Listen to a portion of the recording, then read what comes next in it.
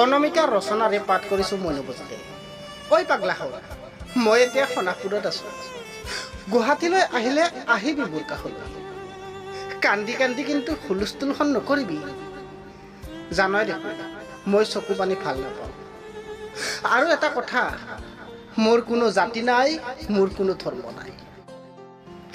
ঐ পাগলা হ'ল, কেতিয়াবা আহিবি মোৰ কাষলৈ। খন্তেক জিৰণি ল'বি মোৰ বুকুচাত। গৰিমাক সাহস দিবি, দেউতাক মৰম কৰিবি।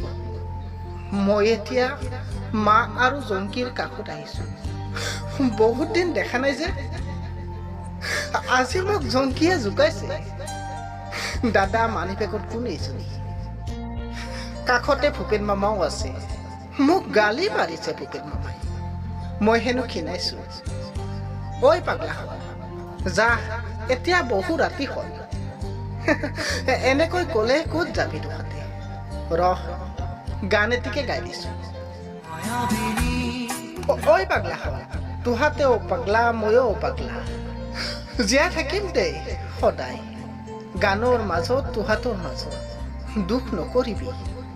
নাহৰ ফুলা বতৰত এইবাৰ মঞ্চত নাপালেও মোক কোনোবাই গাব দেই, মায়াবিনী ৰুণ জোন ঐ নাহৰ। কিন্তু এইবাৰ তোহাতে বোকা নৃত্য নকৰিবি। তোহাতক কোনোবাই কিবা ক'লে মই নাথাকিম ক'বলৈ। ঘণ্টাক আকৌ খাতিৰ নকৰোঁ বুলি।